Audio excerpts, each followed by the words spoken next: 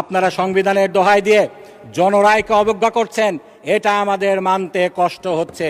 আমি প্রথমেই মাননীয় সংসদ সদস্য জনাব আমদালিব রহমান পার্থ যে কথাটি বলেছেন, ওনারা গণভোট মানেন, জনগণের ক্ষমতায় ওনারা বিশ্বাস করেন। যে বিষয়টি ওনারা বলেছেন সেটার সূত্র ধরেই বলছি, গণভোটে জনগণ কি রায় দিয়েছিল সেটা একটু জানা দরকার। গণভোটের প্রথম প্রশ্ন যেটা ছিল, মূল প্রশ্ন যেটা ছিল, আপনি কি জুলাই জাতীয় সনদ, সংবিধান সংস্কার বাস্তবায়ন আদেশ 2025 এবং জুলাই জাতীয় সনদে লিপিবদ্ধ সংবিধান সংস্কার সম্পর্কিত নিম্নলিখিত প্রস্তাব সমূহের প্রতি আপনার সম্মতি জ্ঞাপন করছেন? মাননীয় স্পিকার, আপনারা যদি গণভোটে বিশ্বাস করেন, জনগণের ক্ষমতায় বিশ্বাস করেন, জনগণ এই জুলাই জাতীয় সনদ বাস্তবায়নের পক্ষে হা ভোট দিয়েছে, জুলাই জাতীয় সনদ সংবিধান সংস্কার বাস্তবায়ন পরিষদকে কিভাবে, বাস্তবায়ন আদেশকে কিভাবে আপনারা বলেন এটা ভয়ের ইস্যু? এটাকে বলেন কিভাবে আপনারা এটার এখতিয়ার নেই? কথা আমি আপনার মাধ্যমে প্রশ্ন রাখতে চাই। মাননীয় স্পিকার, এখতিয়ারের প্রশ্নে অনেক কথা এসেছে, কিন্তু এখতিয়ার আছে কি নাই এটা বলার এখতিয়ার কার আছে? এটা সংবিধান থেকে দেখবেন না? সংবিধানের 102 নম্বর অনুচ্ছেদে পরিষ্কার বলা হয়েছে এটার এখতিয়ার শুধুমাত্র রয়েছে আমাদের হাইকোর্টের, সেটা ছাড়া আর কারো এই এখতিয়ার নেই। আমাদের এই সংসদকে বলা হচ্ছে আমরা নাকি সার্বভৌম। মাননীয় সংসদ সদস্য, মাননীয় স্বরাষ্ট্রমন্ত্রী বলেছেন এই সংসদ বলে সার্বভৌম। এই সংসদ কি এই সংবিধান অনুযায়ী সার্বভৌম? এই সংসদের ব্যাপারে এই সংবিধানের 65 অনুচ্ছেদে কি বলা হয়েছে মাননীয় স্পিকার? জাতীয় সংসদ নামে বাংলাদেশে একটি সংসদ থাকবে এবং এই সংবিধানের বিধানাবলী সাপেক্ষে প্রজাতন্ত্রের আইন প্রণয়ন ক্ষমতা এই সংসদের উপর ন্যস্ত হইবে। আমরা এই সংবিধান দ্বারা আইন প্রণয়নের ক্ষমতা প্রাপ্ত, আমাদের আইনের ব্যাখ্যা দেয়া কোনটা আইন এখতিয়ার বহির্ভূতভাবে হয়েছে এটা ডিক্লিয়ার করার কোনো ক্ষমতা নেই। এই ক্ষমতা রয়েছে শুধুমাত্র হাইকোর্টের। আমরা যদি এই সংবিধান মানি, আমরা যদি এটাতে সত্যিকার অর্থেই বিশ্বাস করি, আমাদেরকে আজকে এই কথা মেনে নিতে হবে। মাননীয় স্পিকার, আরও অনেক কথা বলা হয়েছে আমরা নাকি সংবিধান মানি না। আমরা জুলাইয়ের কথা বলতে বলতে মুখের ফেনা তুলে ফেলছি, কিন্তু আমরা সংবিধান মানি না। মাননীয় স্পিকার, এ কথাটি ঠিক নয়। আমরা যেটা মানি না সেটা হলো সংবিধানের যে ব্যাখ্যা আপনারা দিতে চেষ্টা করছেন সেই ব্যাখ্যা মানতে আমাদের কষ্ট হচ্ছে।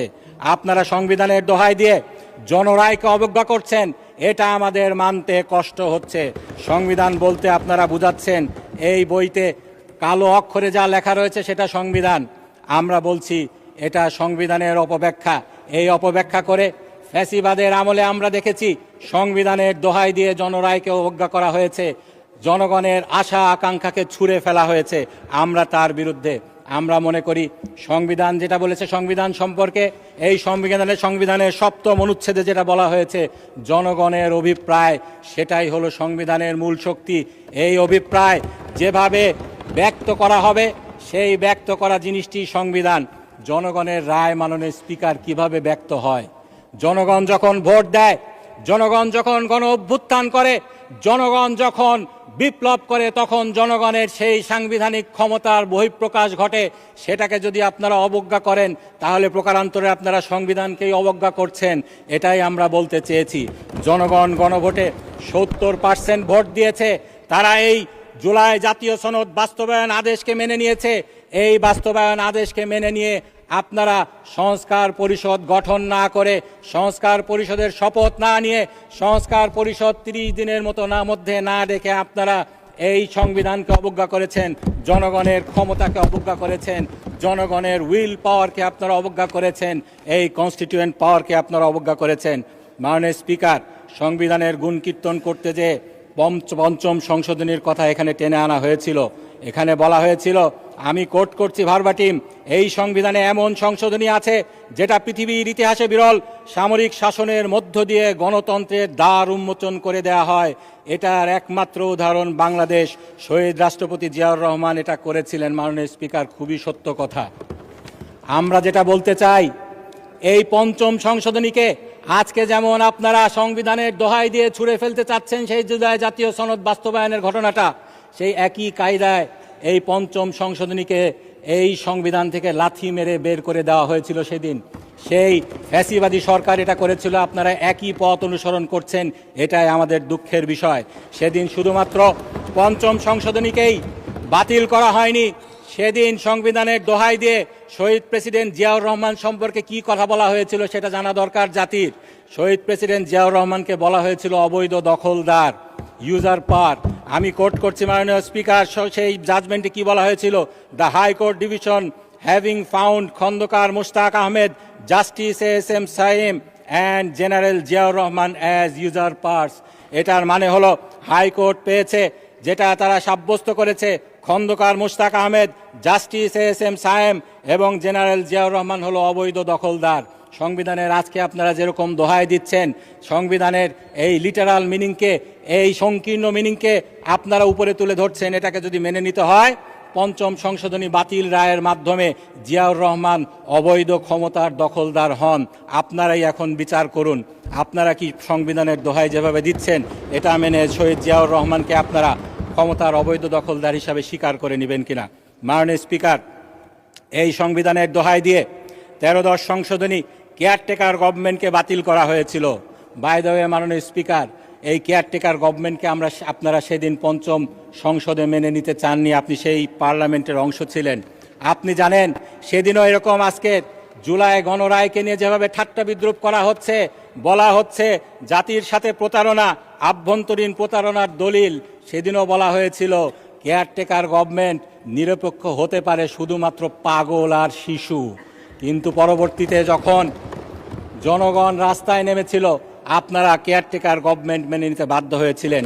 সেই কেয়ারটেকার গভর্নমেন্টকে সংবিধানের দোহাই দিয়ে এই স্বৈরাচারকে, এই ফ্যাসিবাদকে এই দেশে প্রতিষ্ঠা করার জন্য সেই কেয়ারটেকার গভর্নমেন্ট সিস্টেমকে বাতিল করা হয়েছিল। মাননীয় স্পিকার, সেই 13-10 সংশোধনীর রায়ের মামলায় আমরা দেখেছি, সেখানে রায়ে যেটা বলা হয়েছে, জনগণের হাতে ক্ষমতা রয়েছে, তারা যখন যেভাবে চায় সেভাবে তাদের কনস্টিটিউয়েন্ট পাওয়ারকে তারা ইউজ করতে পারে।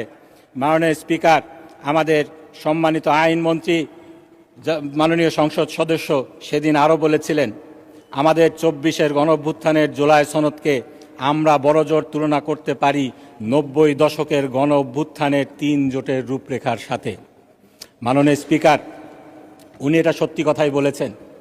এই যে জুলাইয়ের সনদ হয়েছে, এই সনদটি পলিটিক্যাল যে পার্টিগুলো রয়েছে, রাজনৈতিক দলগুলো রয়েছে, তাদের একটি ঐক্যমত। এই 3 জোটের রূপরেখা যেরকমভাবে হয়েছিল এটাও সেভাবে হয়েছে। কেউ এখানে নোট অফ ডিসেন্ট দিয়েছেন, কেউ পরিপূর্ণ ঐক্যমত্য পোষণ করেছেন। কিন্তু পরবর্তীতে যখন এটার উপরে গণভোট হলো, এই দুইটার মধ্যে পার্থক্য বুঝতে হবে। এই দুইটার কনস্টিটিউয়েন্ট যেই পাওয়ারটা রয়েছে, এই দুইটার মধ্যে যে আইনগত পার্থক্য রয়েছে এটা বুঝতে হবে।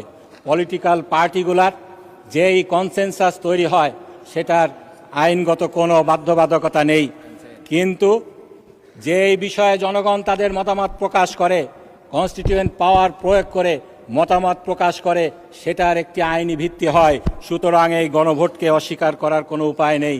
এই গণভোটের রায়কে আমাদেরকে বাস্তবায়ন করতে হবে। মাননীয় স্পিকার, এখানে অনেক কথা বলা হয়েছে, সব কিছুর জবাব দেওয়া যাবে না। এখানে বলা হয়েছে প্রেসিডেন্ট অনেক কিছু পারেন না, তাকে পারানো হয়। মাননীয় স্পিকার, আমাদের মাননীয় স্বরাষ্ট্রমন্ত্রী এটা প্রেসিডেন্টকে জিজ্ঞেস করতে পারেন কি পারেন না সেটি আরেকটি প্রশ্ন।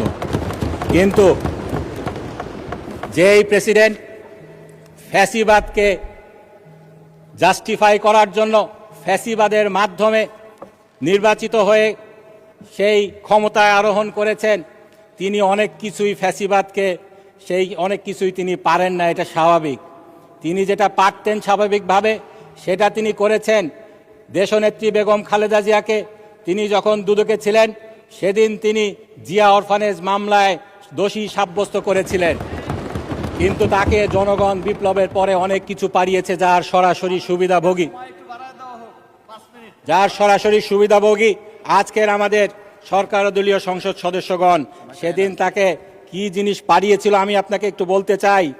6-8-2024 যেদিন সংসদকে ভেঙে দেওয়া হয়েছিল, রাষ্ট্রপতি ভেঙে দিয়েছিলেন, রাষ্ট্রপতি মোহাম্মদ শাহাবুদ্দিন, সাথে 3 বাহিনীর প্রধান, বিভিন্ন রাজনৈতিক দলের নেতৃবৃন্দ, সুশীল সমাজের প্রতিনিধি এবং বৈষম্য বিরোধী ছাত্র আন্দোলনের নেতৃবৃন্দের সাথে পরামর্শ করে জাতীয় সংসদ ভেঙে দিয়েছিলেন। মাননীয় স্পিকার, আমাকে যদি 1 মিনিট সময় দেন আমি শেষ করে দিব। 1 মিনিট বাড়িয়ে দেওয়া হলো।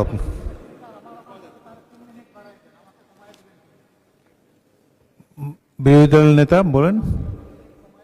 2 মিনিট, আচ্ছা 2 মিনিট বাড়িয়ে দেওয়া হলো। 2 মিনিটে কনক্লুড করেন। মাননীয় স্পিকার, ধন্যবাদ আপনাকে। সেদিন রাষ্ট্রপতি 3 বাহিনী প্রধানের সাথে সব পরামর্শ করেছিলেন, রাজনৈতিক নেতৃবৃন্দের সাথে পরামর্শ করেছিলেন, সুশীল সমাজের প্রতিনিধির সাথে পরামর্শ করেছিলেন। সংবিধানের কোন বিধি মেনে তিনি এটা করেছিলেন? মাননীয় স্পিকার, সংবিধানের 72 অনুচ্ছেদে বলা হয়েছে রাষ্ট্রপতিকে যদি সংসদ ভাঙতে হয় শুধুমাত্র প্রধানমন্ত্রীর লিখিত পরামর্শ অনুযায়ী তিনি এটা ভাঙতে পারেন। সেদিন প্রধানমন্ত্রী তো ভারতে পালিয়েছিলেন, সেই প্রধানমন্ত্রীর কোন পরামর্শের ভিত্তিতে সেদিন এটা তিনি করেছিলেন? একই সাথে একই প্রেস বিবৃতিতে সেটা বলা হয়েছে বিএনপির চেয়ারপারসন বেগম খালেদা জিয়ার মুক্তিও একই পদ্ধতিতে দেয়া হয়েছে। বিএনপির চেয়ারপারসন বেগম খালেদা জিয়াকে এই সংবিধানের 49 ধারা মোতাবেক 49 অনুচ্ছেদ মোতাবেক মুক্তি দেওয়া হয়েছে। 48-এর 3 অনুযায়ী এ বিষয়ে প্রধানমন্ত্রীর সাথে পরামর্শ করার বাধ্যবাধকতা ছিল। সেদিন কোন প্রধানমন্ত্রীর সাথে পরামর্শ করে আমাদের দেশনেত্রী বেগম খালেদা জিয়াকে মুক্তি দেওয়া হয়েছিল সেটা জাতি জানতে চায়। একইভাবে সংবিধানের 48টি ধারা একে একে সেদিন এই 1.5 বছরে লঙ্ঘন করা হয়েছে, যার প্রত্যক্ষ সুবিধাভোগী আমরা সবাই। এই সংসদের নির্বাচন মাননীয় স্পিকার কিভাবে হয়েছে? 123 অনুযায়ী জাতীয় সংসদের নির্বাচন হওয়া উচিত। সংসদ ভাঙ্গার 90 দিনের মধ্যে সংসদ নির্বাচন হওয়া উচিত। সংসদ ভেঙে দেওয়া হয়েছিল সংবিধানকে লঙ্ঘন করে 26শে আগস্ট 2024 সালে। তারও প্রায় 1.5 বছর পরে নির্বাচন হয়েছে। সংবিধানের কোনো ধারা মোতাবেক সেই নির্বাচন হয়নি।